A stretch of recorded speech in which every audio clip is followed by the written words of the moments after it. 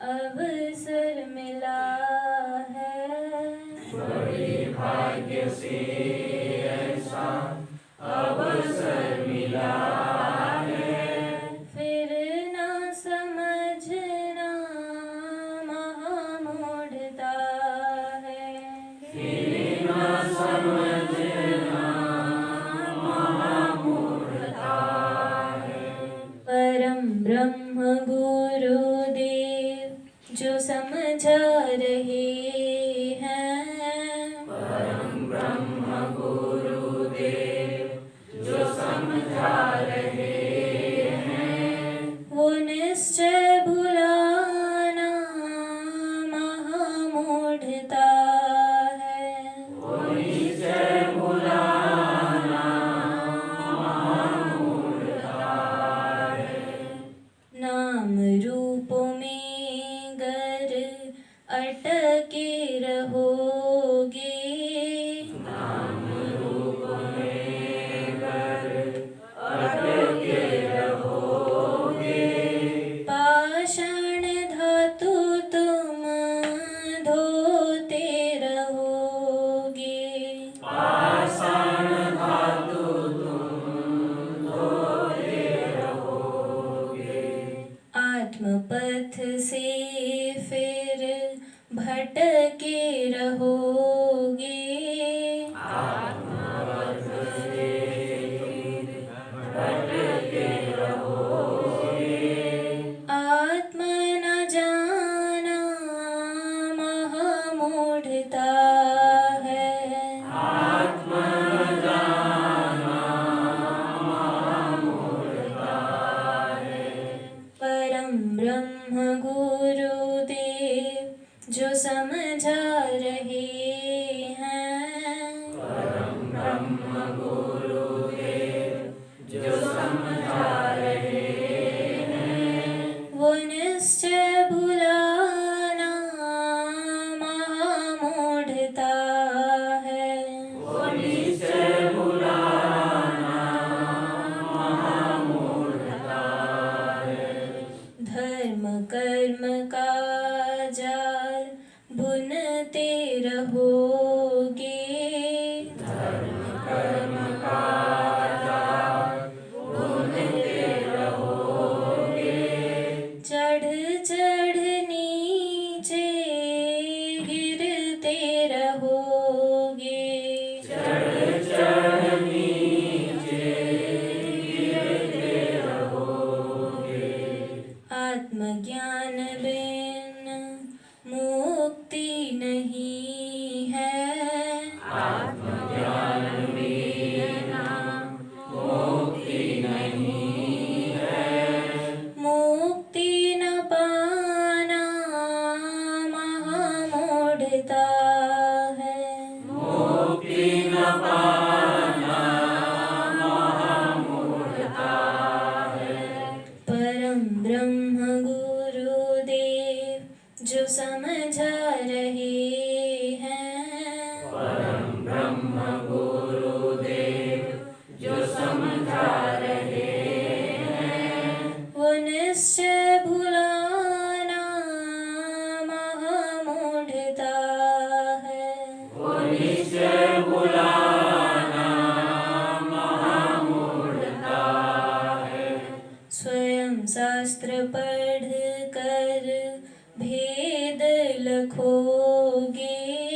स्वयं शास्त्र पढ़ कर भेद लखोगे। आवागमन से ना छूट सकोगे।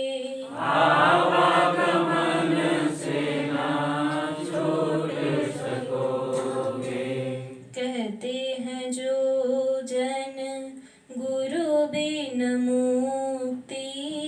कहते हैं जो जन गुरु बिना मुक्ति। उनका समझना महामूढ़ता है।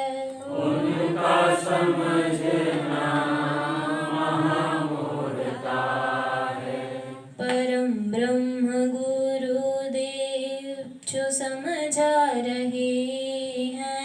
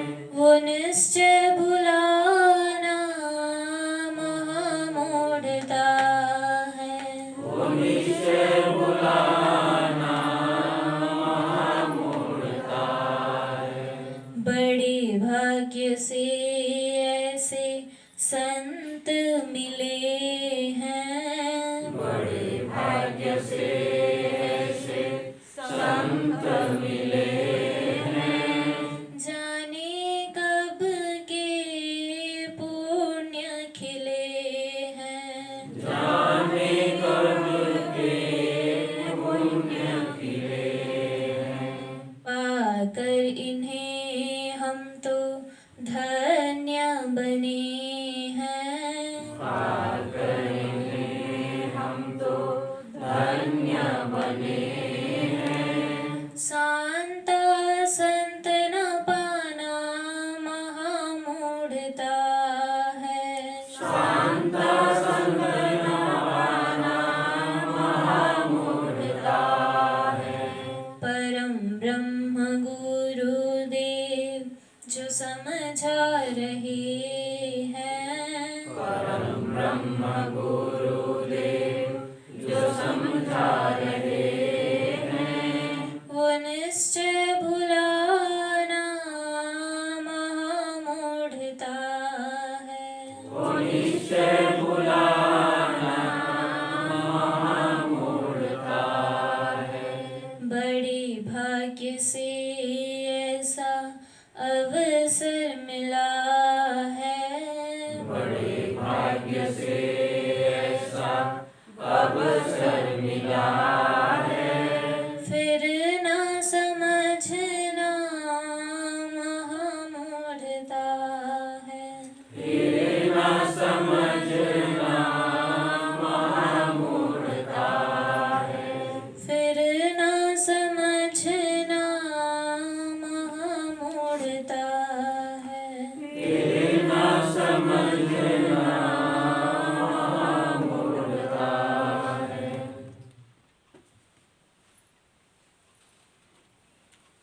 सभी ऋषिगणों को, सिद्ध संतों को प्रणाम।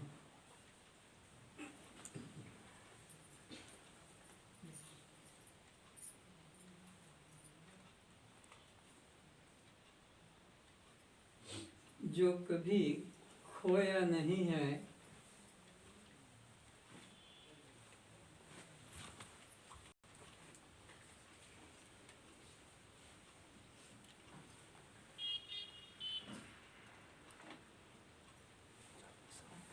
जो कभी खोया नहीं था, उसे हम ढूंढने चल रहे हैं। और जो हमारा कभी था नहीं, उसे त्यागने जा रहे हैं। कैसी नासमझी है। अपना कुछ होता है तब हम उसको दान कर देते हैं, त्याग कर देते हैं। किंतु जो हमारा कुछ भी नहीं है, न पृथ्वी, न जल, न तेज, न वायु, न आकाश, ये पांचों ही हमसे उधर हैं। ये दृश्य की श्रेणी में है। हम इधर हैं उनको देखने वाले। दूरी तो निश्चित है, चाहे जितनी हो, लेकिन दूरी निश्चित है। तो ये पांचों उधर हैं और उन पांचों का ही उधर मिश्रण होकर ये बुत तैयार हो गया। वो भी उधर है, जिसको कहते हो दृश्य शरीर। जैसे सीमेंट अलग है, कंक्रीट अलग है, बालू रेती अलग है, लोहा अलग है, पानी अलग है, और उनका मिश्रण से सामने मकान बन गया।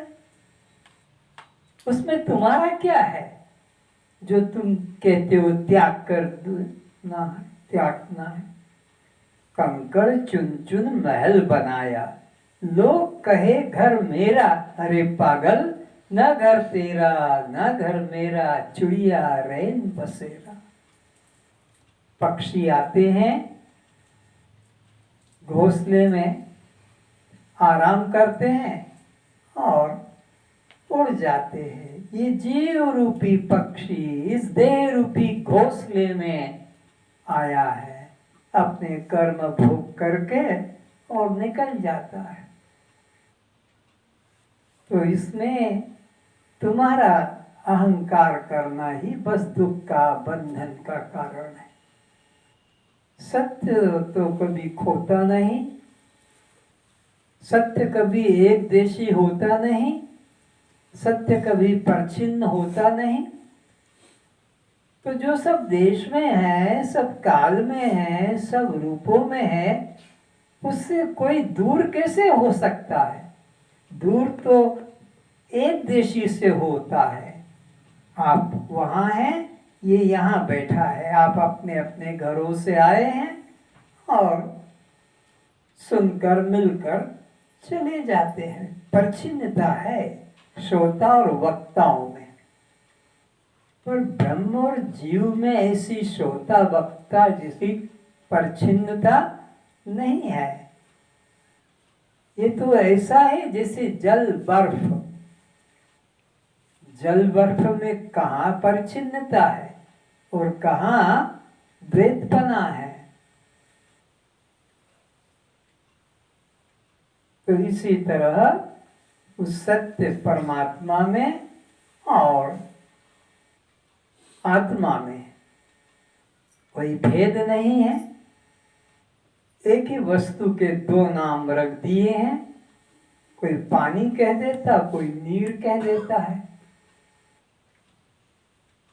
तो अष्टावक्र जी पिछले कुछ दिनों से हमें बस यही एक सत्य उपदेश देते चले आ रहे हैं कि तुम परमात्मा से कभी दूर थे नहीं, हो सकते नहीं। परमात्मा तुमसे अलग भिन्न नहीं है, पर भूल यही है कि तुमने देह को मैं मान लिया है। यही तुम्हारी सबसे बड़ी भ्रांति है। इस भ्रांति से तुम्हें मुक्त होना है। परमात्मा को कहीं से लाना नहीं, परमात्मा कहीं गया नहीं, तुम ही वह हो। अष्टावक्र जी आगे कहते हैं, उसे सुने। आत्मा हूँ, इस भाव को धारण करने वाला ज्ञानी पुरुष ब्रह्म स्वरूप को प्राप्त हो जाने के कारण वह सृष्टि के आदि में अज्ञानी, सकामी, देहासक्त मनुष्यों की तरह पुनः उत्पन्न नहीं होता है और भौतिक शरीर के त्यागने के समय भी अहंता, ममता से ग्रसित अज्ञानी लोगों की तरह व्याकुल नहीं होते हैं। इन वाक्यों को फिर सुने, इन अमृत वचनों को। क्या बोध दे रहे हैं अष्टावक्र जी, क्या शिक्षा दे रहे हैं। ज्ञानी की क्या अवस्था होती है, अज्ञानी की क्या अवस्था होती है। अज्ञानी को तो अपने वासना और कर्म के अनुसार फिर कहीं दूसरे शरीर में, दूसरे देह में जन्म लेना पड़ता है। ज्ञानी शरीर में रहते हुए भी उनको किसी न तो कर्म का फल भोगना पड़ता है और न अज्ञानी की तरह उनको इस देह का त्याग करके किसी दूसरे देह में जाना पड़ता है। पढ़े उन्हीं वाक्यों को फिर से।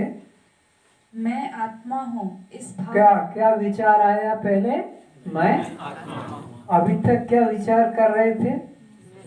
बोलो। मैं देह हूँ, मैं स्त्री हूँ, मैं पुरुष हूँ, मैं उड़िया, बंगाली, मारवाड़ी, गुजराती हूँ, मैं कोई डॉक्टर, इंजीनियर, पास्टर हूँ, मैं कोई ऐसा गरीब या निर्धन व्यक्ति नहीं हूँ, मैं धनवान हूँ, सुंदर असुंदर हूँ, गोरा काला हूँ, लंबा छोटा हूँ। अभी तक ये देह में ही मैं हमारी बुद्धि हो रही थी, लेकिन तो जब सद्गुरु की प्राप्ति होती है तो वो तुम्हें क्या निश्चय कराता है कि मैं देह नहीं, मैं तो देह से भिन्न चैतन्य, दृष्टा, साक्षी आत्मा। ऐसा बोध जिन्हें हो गया है तो इस भाव को धारण करने वाला ज्ञानी पुरुष ब्रह्म स्वरूप को प्राप्त हो जाने के कारण, तो वो ऐसा निश्चय करने वाला ब्रह्म तत्व को मैं रूप जानने वाला व्यक्ति वो ब्रह्म रूप ही होता है, क्योंकि जानत तुम ही हो जाई, ऐसा कहते हैं। उसको जानकर फिर वह ही हो जाता है। सागर में अगर आप नमक की पोटली डाल दो नदी में, पानी में, तो वो उसमें जाकर फिर वही हो जाती है। फिर उसकी गहराई, अंदर की अवस्था बताने के लिए बाहर नहीं आती है। नदी हिमालय से चली है 2000-5000 किलोमीटर की यात्रा करके, और जब वो सागर में ऐसे प्रवेश कर जाती है, और वो आकर क्या यह कह सकेगी कि मैं इतनी दूर से चलकर आई और अब मैं सागर में आकर मिल गई हूँ, अब मेरा कोई नाम नहीं है। अब वो कहने का समय स्थान ही नहीं रहा अब तो, क्योंकि एकत्व हो गया। और अगर नदी कहती कि मैं सागर में मिल गई हूँ, अब मैं गंगा नहीं हूँ, इतना कह रही है, तो भी अभी वो सागर से दूर है, क्योंकि फिर तो दूसरा रहता ही नहीं, बचता ही नहीं है कहने को। ये तो एक हो गया, फिर वहां बचने का कोई रास्ता ही नहीं रहा। जानत तुम्हें हो जाई, वेद कहता ब्रह्मविद ब्रह्मेव भवति, और जानने वाला फिर वह ही हो जाता है। मुझे कल एक याद आ रहा था बच्चों का खेल, शायद आप लोगों ने कभी खेला हो। 5-10 बच्चे मिलकर खेलते हैं, एक की आंख पर पट्टी बांध दी जाती है, और फिर वह चोर नाम से कहा जाता है। वो चोर, तो बाकी लोग इधर उधर छिपे रहते हैं, और वो जिसको छू लेता है फिर वो चोर हो जाता है छूने से, और उसकी आंख की पट्टी खोल के उस चोर पर बांध देते हैं। फिर वो इस तरह ढूंढता, जिसको छू लेता है वो चोर हो जाता है। ये विद्या ऐसी है, ये ब्रह्म को जानने वाला ब्रह्म ही हो जाता है। जो जानता है अहम ब्रह्मास्मि, वो फिर ब्रह्म हो जाता है, फिर वो जीव नहीं रहता है। ऐसा बचपन में स्कूलों में भी बच्चे लोगों को मास्टर लोग खिलाते थे। अब वो पुराना जमाना था, पुरानी स्टाइल थी, अब नए नए ढंग से सिखाते होंगे। वह को इस भाव को धारण करने वाला ज्ञानी पुरुष, किस भाव को? मैं आत्मा हूँ, मैं ब्रह्म, इस भाव को धारण करने वाला ही ज्ञानी होगा। पुस्तक पढ़ने वाला ज्ञानी नहीं, पुस्तक सुना देने वाला ज्ञानी नहीं, रट लेना ज्ञान नहीं। इस भाव को जो प्राप्त हो गया है वो ज्ञानी। ब्रह्म स्वरूप को प्राप्त हो जाने के कारण वह सृष्टि के आदि में अज्ञानी, सकामी, देहासक्त मनुष्यों की तरह। तो देहासक्त व्यक्ति को क्या होता है? सृष्टि के प्रारंभ में उनको फिर वही जाना पड़ता है, उसी आकार को धारण करना पड़ता है।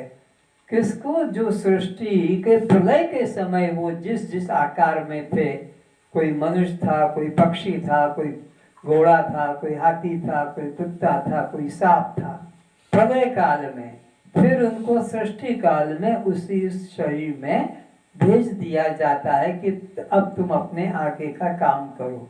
फिर ज्ञानी को इसी तरह पुनः देह धारण करना नहीं पड़ता, वो देह में रहते हुए भी विदेह है, और विदेह का मतलब है और उसको देह में आना नहीं पड़ता, पुनः उत्पन्न नहीं होना होता है, और भौतिक शरीर के त्यागने के समय भी अहंता ममता से ग्रसित अज्ञानी लोगों की तरह व्याकुल नहीं होते हैं। अज्ञानी व्यक्ति कैसे होते हैं? देह त्यागते समय अहंता और ममता, मेरा और मेरी, अब क्या होगा मेरे लड़के का, अब क्या होगा मेरी लड़की का, क्या होगा मेरे इस धन संपत्ति का, हाय ये सब छूट रहा है, अब मेरा देह भी छूट जाएगा, अरे मुझे कोई बचा लो, अरे मुझे कोई बचा लो इत्यादि। तो देह में अज्ञानी की अहंता ममता होती है मृत्यु के समय,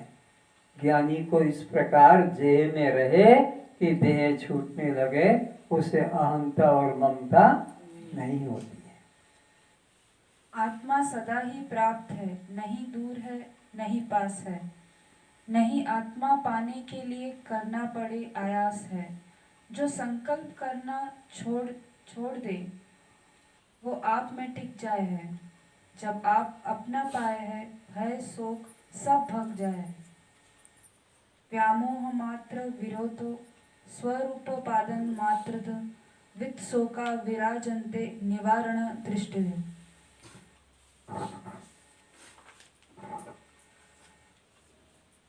जिस मुमुक्षु ने सद्गुरु द्वारा स्वरूप साक्षात्कार कर लिया है कि यह अनित्य शरीर मैं नहीं हूँ, मैं नित्य शुद्ध बुद्ध मुक्तात्मा हूँ।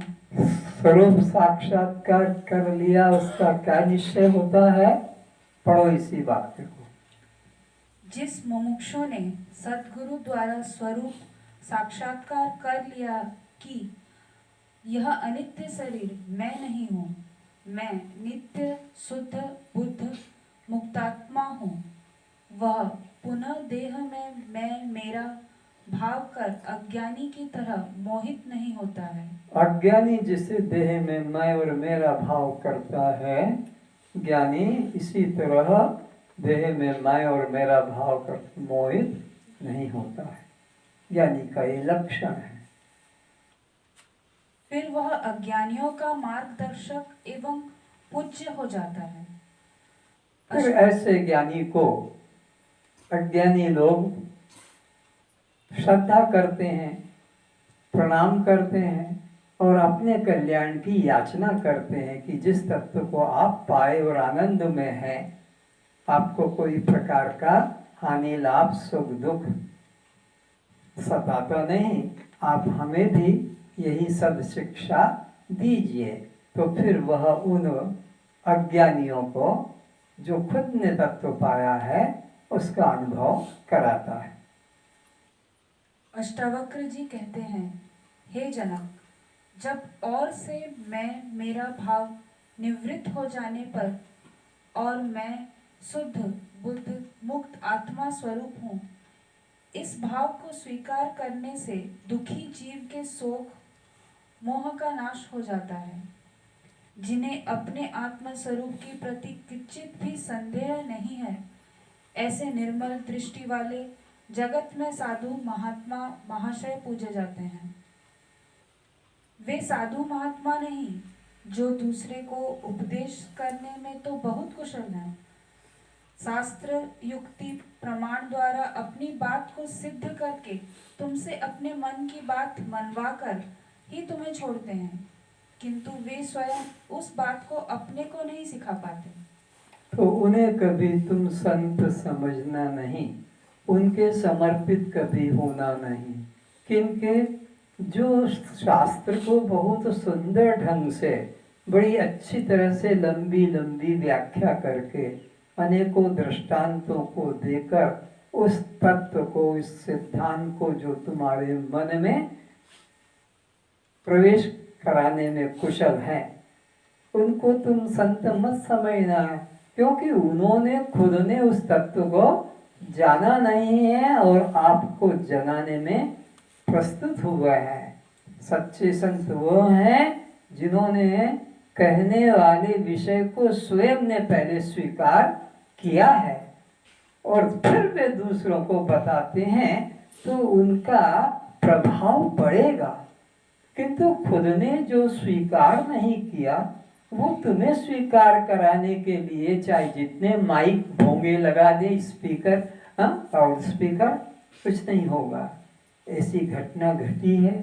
भगवान श्री कृष्ण जी एक चिट्ठी लिखते हैं वेदांत की और कहते हैं अपने सखा 125 वर्ष तक रहने वाला अपने सखा उद्धव को कहा, भगवान कृष्ण के समीप 125 वर्ष तक उनका सखा उद्धव रहता था, तो उसी को कहा कि ये उद्धव, ये चिट्ठी मेरी वेदांत की ले जा और मेरे ब्रजवासी प्रेमी प्रेमिकाओं को दोनों जो पुरुष वर्ग है, महिला वर्ग है, जो मेरे शरीर को प्यार करते हैं, मेरे शरीर में आकर्षित है, पर इससे तो कल्याण नहीं होगा और मैं उनका कल्याण कराना चाहता हूँ। वो मेरे पर श्रद्धा करते हैं और मैं उन्हें कल्याण न कराऊं तो मैं भी पाप का भागी बनूंगा।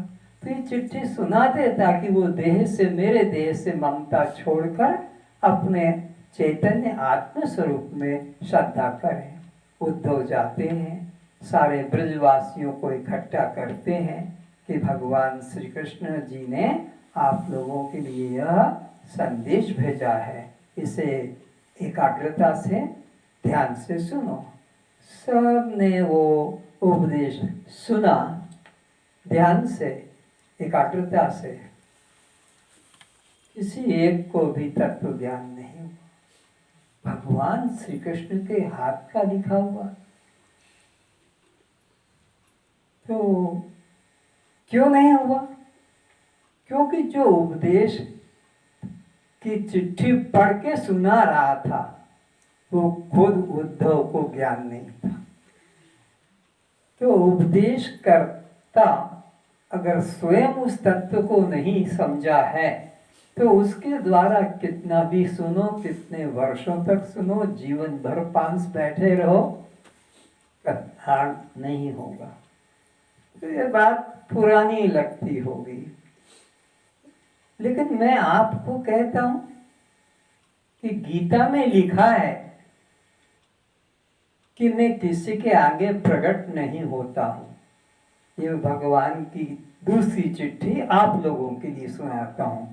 पहली चिट्ठी तो बता दी गोप बालकों के प्रति कि उनको कुछ भी ज्ञान नहीं हुआ, और अब एक चिट्ठी आप लोगों के लिए भी छोड़ी है भगवान ने, वो गीता के माध्यम से, और उसमें लिखा है कि नाहं प्रकाशस्य सर्वस्य योग माया समावृत मूढ़ो अयम माभिजानाति लोको माम अज अव्ययम। क्या कहा? अरे मैं किसी के आगे प्रकट नहीं होता हूँ। आज तक मैंने अपनी ये माया का बुर्खा हटाया नहीं। सब माया के बुर्खे को ही भगवान मानकर जीवन समाप्त कर रहे हैं। अहम मैं कैसा हूँ? मैं तो निर्गुण निराकार हूँ, मेरा कोई रूप नहीं। नाहं प्रकाशस्य सर्वस्य, किसी एक को भी मैंने अपना दर्शन नहीं दिया। फिर भी ये मूढ़ लोग जन्माष्टमी मना रहे हैं, रामनवमी मना रहे हैं, जन्मोत्सव मना रहे हैं, आरती पूजा हो रही है, भोग रख रहे हैं, मंदिर बना रहे हैं। मूढ़ लोग हैं, मंद बुद्धि के, अज्ञानी हैं। और कोई मंदिर नहीं जाता तो घर में ही छोटा सा खटोले पे 1-2 खिलौने मिट्टी के पीतल के रख के उन्हीं के आगे दीप जला देते हैं, फल रख देते हैं। कितने मूढ़, कितने अज्ञानी हैं। और भगवान कहते हैं इस बात को, और तुमसे पूछा जाए कहाँ से आ रहे हो? हम मंदिर से आ रहे हैं, भगवान के दर्शन करके। बड़े अच्छे से दर्शन हो गए। पुजारी जी ने पर्दा हटा दिया और हमको दर्शन करा दिया। अब सोचो, ये भगवान कृष्ण कहते हैं कि मैं किसी को दिखाई नहीं देता, आज तक मैंने किसी को दर्शन नहीं दिए, और ये पुजारी जी भगवान का बाप हो गया। जो भगवान नहीं करा पाए ये पुजारी करा देता है, 5,000-10,000 का नौकर, और ये तुमको कहता है कि प्रसाद ले जाओ, भगवान की गले की उतार कर माला दे देता। तुम बड़े खुश हो जाते हो, आज भगवान की गले की माला मुझे दे दी। अरे वो तो शरीर नहीं है, वो चैतन्य आत्मा है। तो न तो तुम गीता मानते हो, न तुम कृष्ण को मानते हो। दूसरी चिट्ठी तुमको सुना रहा हूँ। कृष्ण की पहली चिट्ठी गोपियों के नाम पर, ब्रजवासियों के नाम पर हुई। दूसरी तुम्हारे नाम पर एक गीता की चिट्ठी, जिसमें कहा मैं किसी के आगे दिखता नहीं हूँ, और तुम कहते हो तो देख के आ रहे हैं। तो न तुम गीता को मानते हो और न भगवान को मानते हो। इस तरह से जो कहने वाला है स्वयं उस तत्व को अगर नहीं जानता है तो निरंजन के पास जीवन भर बैठे रहो, कुछ नहीं होगा। खुद ने अगर उस सत्य को नहीं जाना है, उसको तुम्हें रोज रोज सुनाता है, जोर जोर से सुना देता है, नाना दृष्टांत युक्ति से, तुम सोचते हो हमने परमात्मा पा लिया। तो उस पर श्रद्धा करना, जिसने खुद ने तत्व को पाया है वही तुम्हारे अंदर उतार सकता है। तुम्हारे अंदर नहीं उतर रहा, इसका मतलब है कि जिसके पास तुम बैठे हो उसके अंदर नहीं उतरा हुआ है। इसीलिए हम उसके पास बैठते हैं, उसके वचन सुनते हैं, पर हमको कोई असर क्यों नहीं होता? असर तो तब होना कि जिसने अनुभव किया हो वो तुम्हें सुनाएगा, समझाएगा। तो यह आत्म वस्तु ऐसी है। स्वयं को वही बात सिखाना भूल ही जाते हैं। जैसे 10वां सबको गिनता है, 9 की गिनती पूरी हो जाती है, लेकिन 10वां मैं हूँ यह वह नहीं गिन पाता है। एक छोटा सा एक दृष्टांत दूसरा दिया जाता है।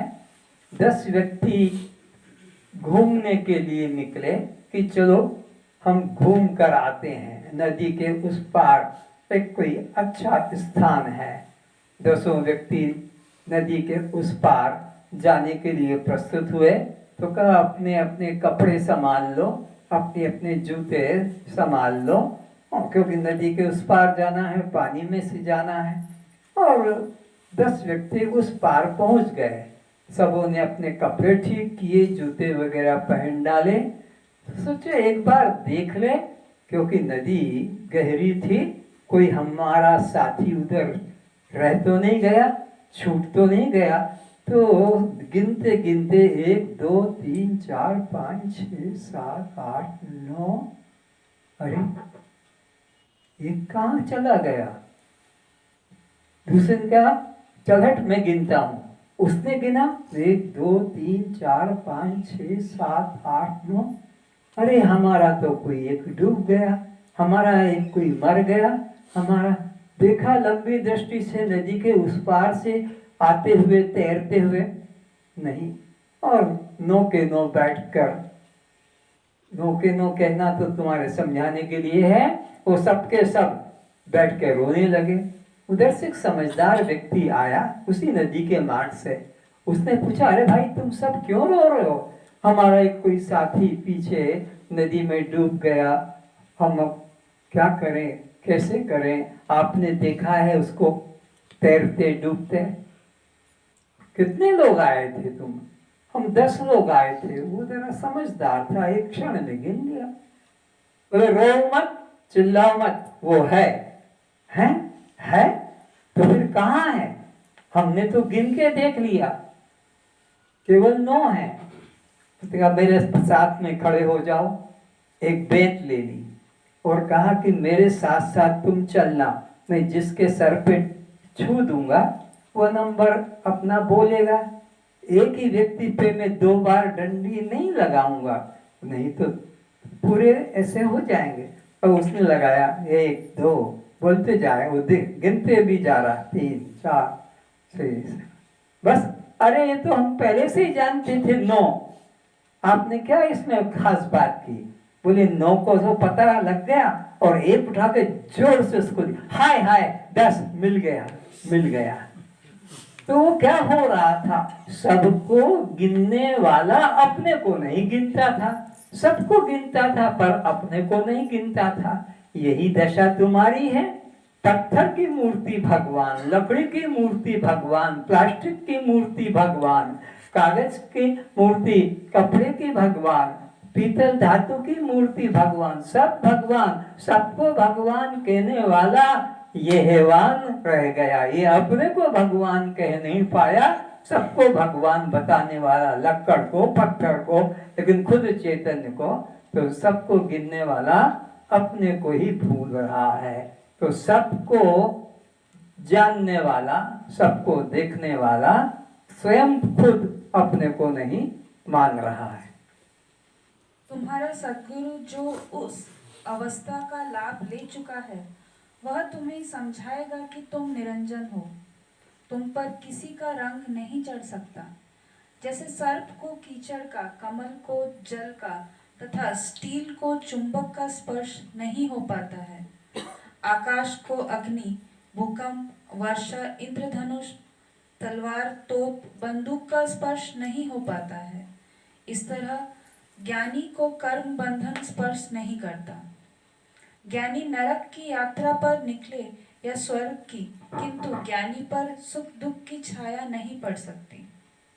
तुम भीतर ऐसा परम धन लेकर चल रहे हो जो छीना चुराया नहीं जा सकता, मगर तुम्हें उसकी याद नहीं है और न कोई आज तक तुम्हारे भीतर छिपी उस परम संपदा का भेद बताने वाला भेदी अर्थात सद्गुरु ही मिला।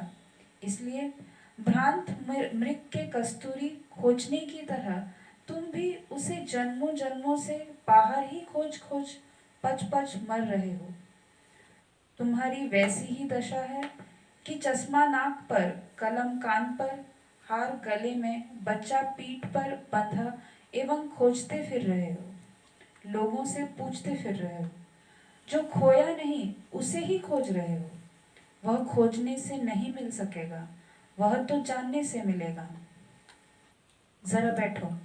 ध्यान का बस इतना ही प्रयोजन है कि तुम दौड़ो मत, खोजो मत, जरा शांत होकर बैठ जाओ और जो तुम्हारे तल में पड़ा है वह हीरा जगमगा सके, तुम्हारी दृष्टि उस पर पड़ सके। शायद शांत अवस्था में तुम्हारी दृष्टि उधर की तरफ हो जाए, स्वरूप स्मरण हो जाए। शायद शांत अवस्था में तुम्हारी दृष्टि उधर की तरफ हो जाए, स्वरूप स्मरण हो जाए। मोह जब तक है तब तक यह मेरे वह मेरा तरफ दृष्टि भटकती है। स्वरूप पर दृष्टि होने से दृष्टि अंतर्मुखी हो जाती है। फिर वह स्वयं अपने ही आत्मा रूप में ही दिखाई पड़ता है, जिसे अज्ञानता के कारण हम अनादि काल से बाहर खोज रहे थे। हमें स्वरूप को पाना थोड़े ही है जो मिल जाएगा या मिल गया कहा जाए, नहीं। हमें स्वरूप को पाना थोड़ी ही है जो मिल जाएगा या मिल गया कहा जाए, नहीं। वह है ही, बस केवल हमारी नजर, ख्याल, ध्यान, विचार, स्मृति, सुरति उस पर नहीं थी। वह था, है एवं रहेगा, किंतु हम भूल गए थे। गुरु याद करा देता है, जो दिखाई पड़ता है वह तुम नहीं हो, अपितु जिसे दिखाई पड़ता है वह तुम हो। वह था, है एवं रहेगा, किंतु हम भूल गए थे। गुरु याद करा देता है, जो दिखाई पड़ता है वह तुम नहीं हो, अपितु जिसे दिखाई पड़ता है वह तुम हो। जो जानने में आता है वह तुम नहीं हो, अपितु जिसे जानने में आता है वह तुम हो। जो अनुभव में आ जाता है वह विषय वस्तु तुम नहीं हो, बल्कि जिसे अनुभव हो रहा है वह तुम हो। अब तुम फिर से ही पढ़ो। अब बहुत पढ़ लिया, छोड़ो उसको, इधर फिर से आ जाओ। हाँ, यहीं से और नीचे से थोड़ा।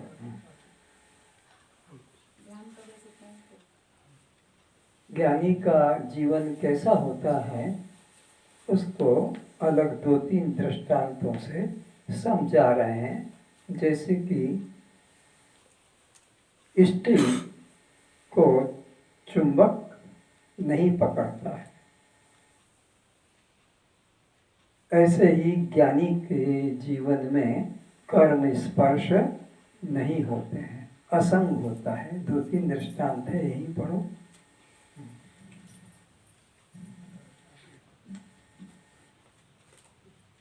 तुम्हारा सद्गुरु जो उस अवस्था का लाभ ले चुका है वह तुम्हें समझाएगा कि तुम निरंजन हो। तुम तो पहली बात कहाँ से शुरू हुई कि तुम जिसके पास बैठे हो वो ज्ञानी पूर्ण है कि ऐसे ही पुस्तक पढ़कर समझाने वाला है। अगर ऐसे ही पुस्तक पढ़कर समझाने वाला है तो तुमको वो बात समझ में आने की नहीं है। आगे कहते हैं तुम पर किसी का रंग नहीं चढ़ सकता, जैसे सर्प को कीचड़ का, कमल तो को जल का। अगर तुमको सच्चे गुरु, पूरा गुरु मिल गया तो फिर उसको दुनिया का कोई भी व्यक्ति भ्रमित नहीं कर सकता। ऐसा ठोस ज्ञान पा लेता है कि मैं केवल चैतन्य आत्मा, मैं केवल चैतन्य आत्मा। जैसे लोग कि मैं मर जाऊंगा, मैं मर जाऊंगा, मैं मर जाऊंगा, वो व्यक्ति कहेगा मैं मरकर भी नहीं मरूंगा, मैं मरकर भी नहीं मरूंगा, मैं मरकर भी नहीं मरूंगा, यानी मैं अमर आत्मा हूँ। अज्ञानी कहता है मैं मर जाऊंगा, मैं मर जाऊंगा, मैं मर जाऊंगा, लेकिन वो मरकर भी मैं रहूंगा, मरकर भी मैं रहूंगा, मरकर भी मैं रहूंगा। ऐसी दृढ़ निष्ठा वाला होता है, ऐसी निष्ठा वो तुम पर करा देता है। आगे, कमल को जल का तथा स्टील को चुंबक का स्पर्श नहीं हो पाता है। तो दो दृष्टांत क्या बताए? एक तो स्टील को चुंबक नहीं पकड़ पाता और दूसरा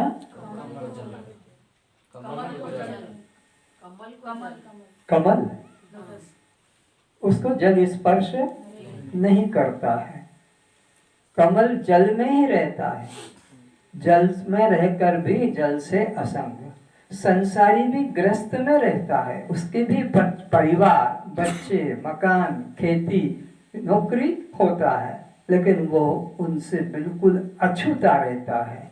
कैसे अछूता रहता है? जैसे वो सूखा नारियल गुट गुट करने वाला, वो बाहर की खोल पर चोट पड़ती है, टुकड़े टुकड़े उसके हो जाते हैं, पर अंदर वाला जो का त्यों सुरक्षित खोल ही बना रहता है। तो वो ज्ञानी का जीवन असंग होता है। इस तरह जैसे कि स्टील को मैग्नेट नहीं पकड़ पाता, कि कमल के पत्र पर जल डाल दो तब भी वो उसमें मिलता नहीं, ऐसा लगता है। कभी देखा हो पारा अगर गिर जाए, पारा जो थर्मामीटर में होता है, तो टुकड़े टुकड़े टुकड़े हो जाते हैं, अलग अलग हो जाते हैं, ऐसे वह असंग रहता है। आकाश को अग्नि, भूकंप, और ये आकाश कितना भूकंप आए, कितना वर्षा हो जाए, कितना प्रकार के यहाँ तूफान होने लगे, लेकिन आकाश के टुकड़े कभी नहीं होते हैं। आकाश को कोई न बादल पकड़ पाता है, न पानी छू पाता है, न आग छू पाती है। आकाश ज्यों का त्यों असंग है। ऐसे ज्ञानी को भी देह की कोई भी अवस्था स्पर्श नहीं करती।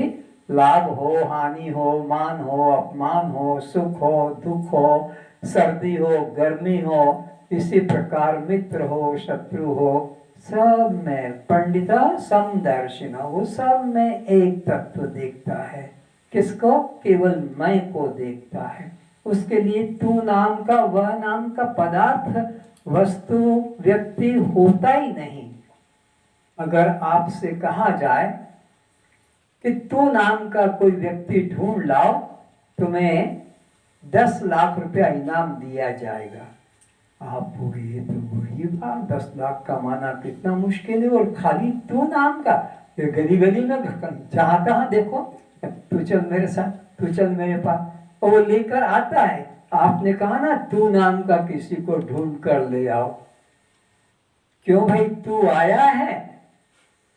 वो कहता हाँ मैं आया हूं। अरे तू आया है? तो बोला हाँ मैं भी आया हूं, मैं ही जहां भी तुम अंगली लगाओ, जिधर भी, वह नाम का ढूंढ लाओ। तो चलो तू नाम का नहीं तो वह नाम वाला तो मिलेगा। क्यों भाई, तुमको ये लाया है? हाँ मुझको ये लाया है, हाँ मैं आया हूं। तो मैं के अलावा न तू मिलेगा न वह मिलेगा, मैं ही सर्वव्यापक है। इसी को सियाराममय कह देते हैं, इसी को ब्रह्ममय कह देते हैं, इसी को चैतन्य रूप में कहते हैं। यहाँ मैं के अतिरिक्त अन्य कुछ भी नहीं। आकाश को अग्नि, भूकंप, वर्षा, इंद्रधनुष, तलवार, तो बंदूक का स्पर्श नहीं हो पाता है। तो आकाश क्या है? असंग है। उस ज्ञानी का जीवन भी असंग है, उसको कोई परिस्थिति अपने आत्म भाव से हटा नहीं सकती। इसी तरह ज्ञानी को कर्म बंधन स्पर्श नहीं करता। ज्ञानी के द्वारा युद्ध हो जाए, राज्य हो जाए, खेती व्यापार नौकरी हो जाए, शादी हो जाए, बच्चे हो जाए, या कोई शत्रु उसका मार दिया जाए उसके द्वारा, लेकिन ज्ञानी को कुछ भी कर्म स्पर्श नहीं करता, क्योंकि कर्म स्पर्श उन्हें करता है जिन लोगों के मन में कर्मों के प्रति मैं करता हूँ, मैंने किया है, वही बांधता है। कर्म किसी को बांधता नहीं। जितने बैठे हो तुम, जितना भी कर्म करते हो, तुम्हें कोई कर्म अच्छा भी नहीं बांधता कि बुरा भी नहीं मानता। अगर कर्म बंधन रूप होता तो कोई जीव कभी भी मुक्त नहीं हो पाता। क्यों? क्योंकि जिसका जो स्वभाव है वो तो नित्य ही होगा। अग्नि का स्वभाव तो फिर कभी ठंडी नहीं मिलेगी, बर्फ का स्वभाव तो वह गर्म नहीं मिलेगा, चीनी का स्वभाव मधुर तो वो कड़वा। तो आत्मा का स्वभाव अगर कर्म करने का होता तो आत्मा कर्म रहित कभी नहीं मिलेगी, क्योंकि जीव एक क्षण के लिए भी कर्म किए बिना नहीं रहता है। ऐसा सिद्धांत नहीं कश्चित क्षणमपि जातु तिष्ठत्य कर्म कर। कोई भी देहधारी एक क्षण को भी कर्म किए बिना नहीं रह सकता। तो तुम यानी आत्मा अपने को कर्म का कर्ता मानते हो, तुम यानी आत्मा और कर्म का कर्ता मानते हो, तो कर्म तुम्हारा स्वभाव माना जाएगा। और जब तक तुम यानी आत्मा रहोगे, कर्म होते रहेंगे, तो तुम कभी मुक्त नहीं हो सकते। आत्मा का स्वभाव कर्म करना नहीं है। ये प्रकृति क्रियमाणानि गुणे कर्माणि सर्वशः पर अहंकार विमूढ़ आत्मा कर्ता मिति मन्यते। ये मूढ़ अज्ञानी लोग अपने को कर्ता मानकर बंधन को प्राप्त होते हैं, पर वास्तव में आत्मा कर्ता यानी मैं कर्ता भोक्ता नहीं। अगर मैं करता होता, आत्मा करता होता, तो आत्मा नित्य की अनित्य है? बोलो। तो उसका स्वभाव भी फिर कर्म करना सदा रहेगा। और जब कर्म करना रहेगा तो कभी शुभ और कभी अशुभ, तो कभी स्वर्ग और कभी नरक, कभी पुण्य और कभी पाप, कभी सुख और दुख और जन्म मरण। तो आत्मा नित्य होने से जो भी होगा उसका स्वभाव नित्य होगा। तो आत्मा का स्वभाव तो सत्य चित और आनंद है, ये सदा रहता है। और कर्ता और भोक्ता ये आत्मा का स्वभाव नहीं। तो कौन किसको कर्म बांधते हैं? जो व्यक्ति प्रकृति के किए कर्म को मैं कर रहा हूं, मैंने किया ऐसा मन में लाता है, वो बनता है। प्रकृते क्रियमाणानि गुणे कर्माणि सर्वशः अहंकार विमूढ़ आत्मा कर्ता मिति मन्यते। इसलिए भगवान कहते हैं, अर्जुन परधर्मो भयावह स्वधर्मे निधनम श्रेय। अपने दृष्टा साक्षी भाव में ही कल्याण है। स्वधर्मे निधनम, अपने देह भाव में अगर तुम शरीर का त्याग करोगे, परधर्म भयावह, मरेगा शरीर और तुम अपने को मान लोगे कि मैं मर रहा हूँ, मर रही हूँ, यह तुम्हारे लिए बंधन का कारण है। तो आत्मा का स्वभाव क्या है? दृष्टा साक्षी आत्मा, उनको कभी कर्म बंधन रूप नहीं होते। ज्ञानी नरक की यात्रा पर निकले या स्वर्ग की, किंतु ज्ञानी पर सुख दुख की छाया नहीं पड़ सकती। ज्ञानी नरक में भी अगर पहुंच जाता है तो भी उसको वहां पर एक ही तत्व नजर आता है। स्वर्ग में भी जाता है तो उसके लिए नरक स्वर्ग कुछ है ही नहीं, एक ब्रह्म तत्व के अलावा कुछ भी नहीं। ज्ञानी, अज्ञानी स्वर्ग में भी जाए तो वहां भी नरक बना लेगा, और नरक तो नरक ही है। तो देखो, कोई कोई व्यक्ति तुम्हारे घर में आते हैं, ऐसा वातावरण फैला देते कि हम सोचते कब ये यहाँ से उठ के चला जाए। सब अशांत हो जाते हैं, सब अशांत हो जाते हैं। तो पापी आदमी को जहाँ जाता है वहाँ अपना वो नरक तैयार कर लेता है। और कोई कोई ऐसे आते हैं कि ये ना जाए तो अच्छा है, कुछ और दिन ठहरो, कुछ और दिन ठहरो। इतनी अपूर्व शांति, इतना मन प्रसन्न रहता है। तो ये ज्ञानी और अज्ञानी की अवस्था बताई। तो अज्ञानी जहाँ भी जाएगा अपना नरक तैयार कर लेगा, पर ज्ञानी जहाँ भी जाता है वो एक ब्रह्म के अलावा दूसरा कुछ देखता नहीं। तुम भीतर ऐसा परम धन लेकर चल रहे हो जो छीना चुराया नहीं जा सकता। तो तुम्हारे पास में जो ये आत्मधन है, ये ऐसा अटूट अखंड धर्म है कि कोई इसको तुमसे छीन नहीं सकता। कोई डाकू चाकू देखकर तुम्हारी गले की चेन छीन लेगा, जेब का पैसा ले लेगा, मोबाइल ले लेगा, गाड़ी की चाबी ले लेगा, तुमको देना पड़ेगी। पर ये आत्मधन ऐसा अटूट धन है कि कोई डाकू चोर इसे चुरा नहीं सकता, या कोई ऐसा शासक भी नहीं जो मांग ले और तुम्हें देना पड़े। यह दिया भी नहीं जाता, लिया भी नहीं जाता, क्योंकि अखंड है। अखंड के लिए आदान प्रदान करना असंभव है। अगर ये आकाश साकार हो जाता तो इस सृष्टि भी न रहती। ये आकाश निराकार है, इसलिए सृष्टि में आना और जाना हो रहा है। पूरा ये पहाड़ की तरह ठोस हो जाता।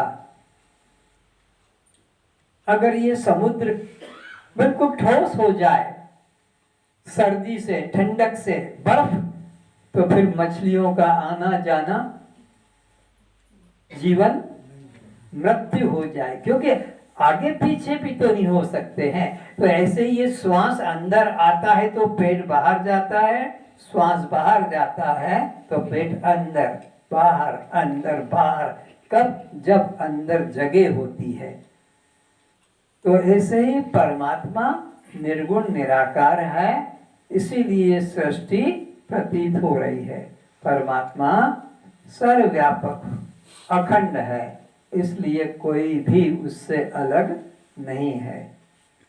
साकार पदार्थ अलग होते हैं, निराकार सर्वव्यापी होता है। परमात्मा आत्मा सर्वव्यापी है और वह ही तुम हो। मगर तुम्हें उसकी याद नहीं है और न कोई आज तक तुम्हारे भीतर छिपी उस परम संपदा का भेद बताने वाला भेदी अर्थात सद्गुरु ही मिला। इसलिए वो सत्ता, अखंड सत्ता, अटूट सत्ता तुम्हारे अंदर भी विद्यमान है। तुम उसके लिए किसी के आगे हाथ मत फैलाना, भिखारी मत बनना। तुम्हें बाहर नहीं जाना पड़ेगा उसके लिए। लेकिन क्या है कि कोई हमें उसका बोध कराने वाला, ज्ञान कराने वाला कि अरे देख, इधर देख, तो उधर जिसे ढूंढ रहा है वो इधर रखी है, वो बाहर नहीं, वो अंदर है। एक सूफी संत राबिया हुई है महिला, जो ब्रह्म ज्ञान, शुद्ध ज्ञान देती है, और देते देते महीनों नहीं वर्ष बीत गए, पर देखा कि लोगों में आत्मनिष्ठा नहीं जागृत हो रही, इनकी द्वैत बुद्धि नहीं जा रही है। किसी के सर पे तिलक लगा है, तो किसी के हाथ में डोरा बंधा है, तो किसी की मोटरसाइकिल ऊपर लाल रिबन बंधा है, तो किसी के कार के स्टीयरिंग के अंदर चूड़ी और फीता टंगा हुआ है, तो उसके दोनों साइड में। ये सब पागल लगते हैं। ये रोज ब्रह्म ज्ञान सुनते हैं, आत्म ज्ञान सुनते हैं, और साइकिल पर हैंडल के ऊपर भी लोगों को देख देख कर स्कूटर पे, मोटरसाइकिल पे लगा है फीता। कहाँ से? मंदिर जाके पुजारी से उसको कुछ दे देते 5-10 रुपया, वो फीता बांध देता है। तुम सोचते हो अब इसका अमर पट्टा हो गया, अब इसमें रोड टैक्स नहीं लगेगा, अब इसमें पेट्रोल डीजल नहीं लगेगा, अब इसमें ट्यूब टायर फटेंगे नहीं, एक्सीडेंट नहीं होंगे। ऐसे मूर्ख लोग अपना अज्ञानता में जीवन निर्वाह करते हैं। उनको जब तक सद्गुरु नहीं मिलेगा तब तक यह अज्ञान से, भ्रम से नहीं निकल सकेंगे। तो सभी लोग अज्ञानता में घूम रहे हैं। तो रॉबिया ने क्या किया कि अपने घर के बाहर, प्रवचन का टाइम हो रहा है और घर के बाहर वो बैठ गई और एक चालनी लेकर ऐसे मिट्टी डालकर चला रही थी। तो वो लोग आए, किसी के सर पे तिलक लगा है, किसी के हाथ में डोरा बंधा है, तो किसी के गले में कंठी लगी हुई है, तो किसी ने इधर ताबीज बांध रखा है। लक्ष्मी व्रत, सावित्री अमावस्या व्रत, और यह क्या है? ये सुदशा व्रत है। ये सोचा इनके कर्म फूटे। वो लोग अरे माता क्या कर रही हो? अरे बेटा मेरी सुई खो गई है, इसे ढूंढ रही हूँ। लाओ लाओ, हटो हटो, ये हम आपके सेवक काम करेंगे। उन्होंने चालनी पकड़ी, मिट्टी को छाना, सुई नहीं निकली। तो घर के अंदर से और सूप वगैरह लाए, देखा तो नहीं मिला। बोले क्या माँ, यहाँ तुम क्या कर रही थी? नहीं, यहाँ कुछ नहीं कर रही थी, घर में कपड़े सिल रही थी, वहाँ सुई खो गई है। ओहो, हमको रोज ब्रह्म ज्ञान देती हो और तुम सुई अंदर खोई और बाहर ढूंढ रही हो। बाहर क्यों ढूंढ रहे? बाहर उजाला है ना, इसलिए ढूंढ रही हूँ। घर में अंधेरा है तो वहां कैसे मिलेगा? तो तुम अभी कहाँ से आ रहे हो? हम मंदिर से आ रहे हैं। ये क्या तिलक, ये क्या डोरा, ये क्या व्रत? और परमात्मा कहाँ है? और ढूंढ रहे हो मंदिर में, ढूंढ रहे हो तीर्थ में, ढूंढ रहे हो डोरा में, रस्सी में। सब जीवन बर्बाद कर दिया। तो ऐसे ही हमारी स्थिति है। जब तक कोई सद्गुरु न मिले तब तक बाहर बाहर हम उसे ढूंढते हैं। इसलिए भ्रांत मृग के कस्तूरी खोजने की तरह तुम भी उसे जन्मों जन्मों से बाहर ही खोज खोज पच पच मर रहे हो। कैसे खोज रहे हैं? जैसे वो मृग, सचमुच में उसकी नाभि में ही कस्तूरी है और उसने यात्रा खोजने में लगा दी। हम भी अनादि काल से हर जन्म में उसे बाहर ही खोज खोज कर पच पच के मर रहे हैं, पर वो कभी नहीं मिलेगा। याद रखो, ये मृग को कस्तूरी अनंत जन्म तक भी ढूंढता रहेगा, अपने से बाहर तो इसे नहीं मिलेगी। इसी तरह परमात्मा को भी जब तक तुम बाहर तीर्थ मंदिर चित्र मूर्ति में मानते, ढूंढते, खोजते रहोगे, ऐसे तुम्हारे माँ बाप भी मर गए मंदिर तीर्थ में खोजते खोजते। अब उनके बेटे बेटी, तुम भी इसी तरह उनकी नकल करके बाहर खोज रहे हो, तुम भी मरोगे, तुम्हें नहीं मिलेगा। मिलेगा तो कब? जब कोई सद्गुरु मिले और तुम्हारी दिशा को ऐसे पलट दे। अभी जो बहिर्मुख हो उसको अंतर्मुखी कर दे, तब वो तुम्हें मिलाया ही है कि अरे इसे तो मैं कितने जन्मों से खोज रहा था, वो यही है। बुद्ध से उनकी पत्नी ने पूछा, जब वो घर लौट के आए 6 वर्ष के बाद, तो पूछा क्यों, तुमने क्या पाया? जो पहले से ही था, और उसमें सब कुछ चला गया जो मेरा था। और पाया तो क्या पाया? जो पहले से ही था। तो वो परमात्मा तत्व, आत्म तत्व पहले से ही है, पर गुरु ऐसे दिशा बदल दे। भगवान राम कहते हैं, भगवान राम के वचन है कि जगत आत्म प्राणपति रामा। कौन है राम? सबके प्राणों का पति, जिसकी शक्ति से ये प्राण भीतर बाहर हो रहे हैं, और वो जगत की आत्मा है। जगत आत्मा प्राणपति रामा तासु विमुख, उससे विमुख होकर। और हम मंदिरों में, तीर्थों में, चित्र मूर्ति में, नदी पर्वत में ढूंढ रहे हैं। तासु किमिल ही विश्राम, इनको कैसे शांति मिलेगी? ये मर जाएंगे बाहर बाहर भटकते। तो क्या तरीका है? कि सन्मुख हो ही जीव जब मोही। जब जीव यह ऐसे जो अभी कैसा है, विमुख है, दो शब्द का प्रयोग किया है इसमें कि जगत आत्म प्राण पति रामा तासु विमुख। विमुख यानी जिधर मुख करना था उधर पीठ कर दी और पीठ की तो मुख कर दिया, तो तासु विमुख कि मिले ही विश्रामा। कैसे मिलेगा विश्राम? तो बोले ऐसे हो जाओ कि सन्मुख हो ही। जब मेरे सम्मुख हो जाएगा, जन्म कोटि अघनाश हो, तभी तब इसके पाप जो अनंत जन्म के हैं समाप्त होंगे और ये मुक्त हो जाएगा। तुम्हारी वैसी ही दशा है कि चश्मा नाक पर, कलम कान पर, हार गले में, बच्चा पीठ पर बंधा एवं खोजते फिर रहे हो, लोगों से पूछते फिर रहे हो। ऐसा भ्रम होता है कभी कभी। लिखते लिखते पेंसिल को कान में लगा रख दिया, चश्मे को उठा के ऊपर ले लिया और मेरा चश्मा ढूंढो कहाँ गया, मेरा चश्मा ढूंढो कहाँ गया। पास वाला कहता है तेरा इधर हाथ रखो, हाँ मिल गया। ऐसे ही कांख में छोरा, गांव ढिंडोरा। बच्चा पीठ में बंधा हुआ है। गांव में लोग खेती में काम करते हैं तो बच्चे को कहाँ छोड़ेंगे, कपड़े में रख के और ऐसे गांठ बांध दी। और फिर अरे मेरा बच्चा, अरे मेरा बच्चा, ढूंढो मेरा बच्चा। तो कहा जरा थोड़ा पीछे तो देख, हाँ मिल गया। तो ऐसे ही सारे लोग परमात्मा के संबंध में भ्रम में फंसे हुए हैं। वस्तु वही है और उसे खोज रहे हैं। जो खोया नहीं उसे ही खोज रहे हो, वह खोजने से नहीं मिल सकेगा, वह तो जानने से मिलेगा। परमात्मा क्या वस्तु है? वह जानने से मिलने वाली है। जानत तुम ही हो ही जाए, बस इतनी सी बात साफ कह दिया तुलसीदास जी ने। जानते ही और वो वही हो जाता कि वो तो मैं हूँ।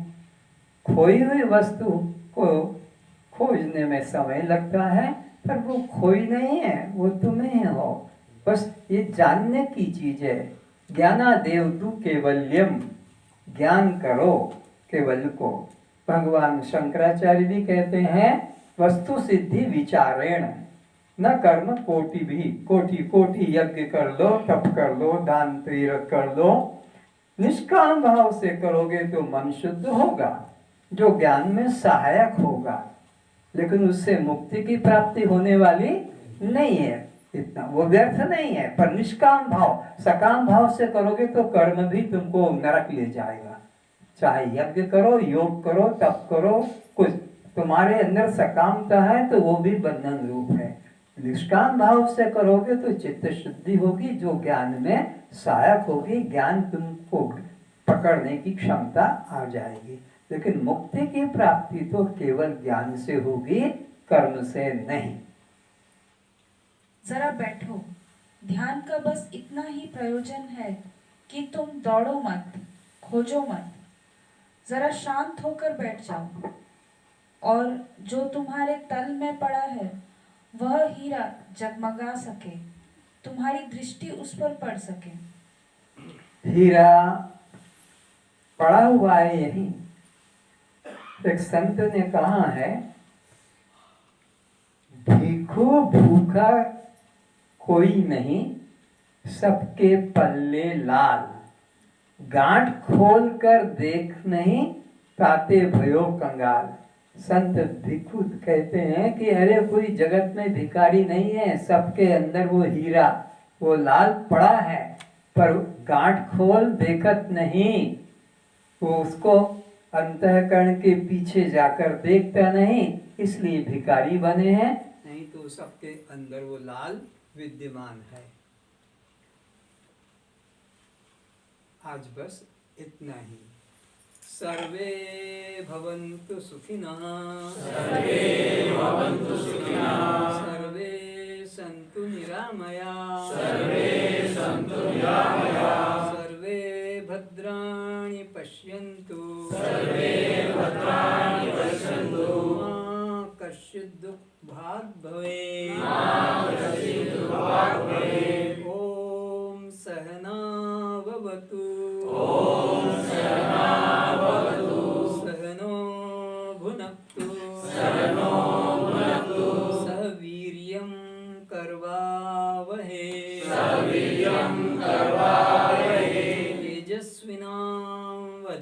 तेजस्विनावधितमस्तु तेजस्विनावधितमस्तु मा विद्विषावहे हे आत्मदेव आप हम दोनों की भली प्रकार रक्षा करें आप हम दोनों की पालन करें आप हमें बुद्धि शक्ति प्रदान करें जिसके द्वारा हम अनादिकाल के भूले हुए दृष्टा साक्षी आत्म स्वरूप का दृढ़ता से निश्चय कर सकें कोई भेदवादी गुरु हमें इस आत्मनिष्ठा से विचलित न कर सके हम परस्पर निर्वैर रहते हुए प्रीति पूर्वक समस्त दुखों से छुटकारा एवं मुक्ति का अनुभव कर सकें आपके द्वारा पढ़ाई गई ब्रह्म विद्या इतनी तेजोमयी हो कोई दूसरा व्यक्ति कोई पंडित कोई शास्त्री हमें विचलित न कर सके सब प्रेम पूर्वक अपने कल्याण को प्राप्त करें ओम शांति शांति शांति ओम शांति शांति शांति। उठे वितरण करने वाले तू तो साक्षी स्वयं प्रकाश है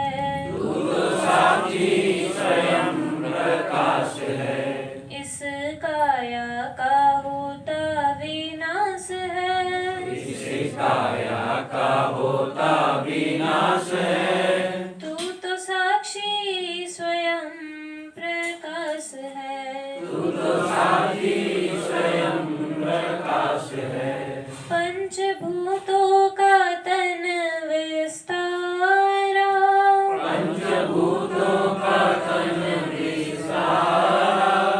तू तो दृष्टा है देखनहारा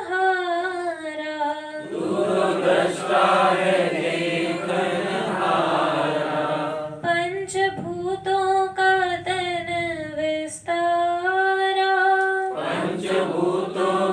तन विस्तारा तू तो ज्ञाता है जाननहारा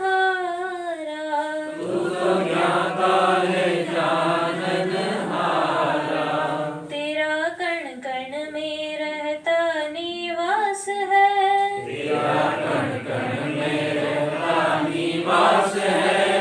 तू तो साक्षी स्वयं प्रकाश है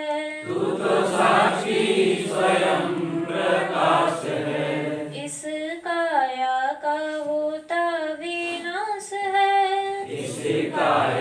का होता विनाश है तू तो साक्षी स्वयं प्रकाश है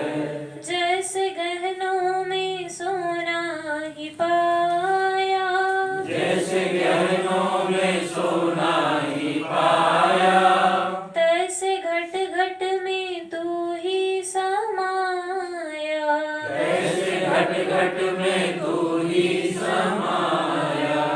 जैसे गागर में मिट्टी ही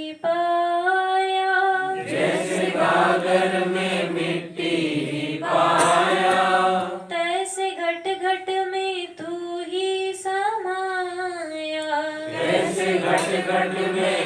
ही समाया जग तेरा ही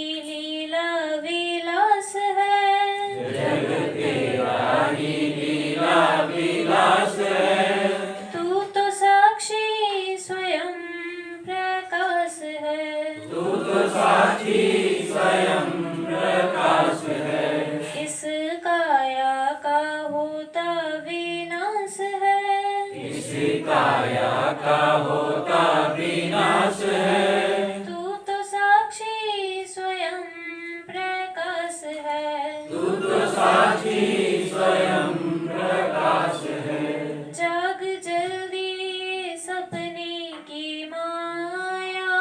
जाग जल्दी ये सपने की माया, आपको भूल क्यों भरमाया, आपको भूल क्यों भरमाया, जाग जल्दी ये सपने की माया, जाग जल्दी ये सपने की माया, आत्म को भूल देह में फसाया, आत्म को भूल देह में फसाया, स्वामी होके बना क्यों दास रे, स्वामी होके बना क्यों दास रे, तू तो साक्षी स्वयं प्रकाश है, तू तो साक्षी स्वयं प्रकाश है, इस काया का होता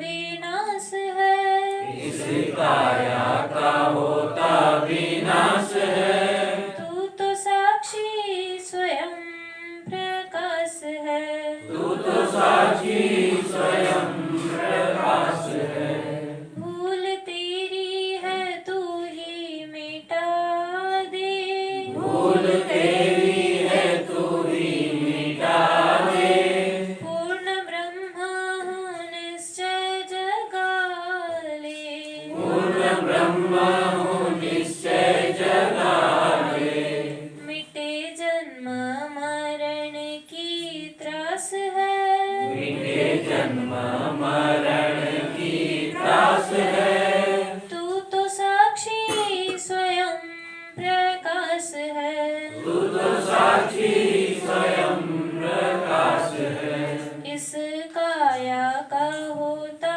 विनाश है, इस काया का होता विनाश है, तू तो साक्षी स्वयं प्रकाश है, तू तो साक्षी स्वयं प्रकाश है, तू तो साक्षी स्वयं प्रकाश है, तू तो साक्षी स्वयं प्रकाश है।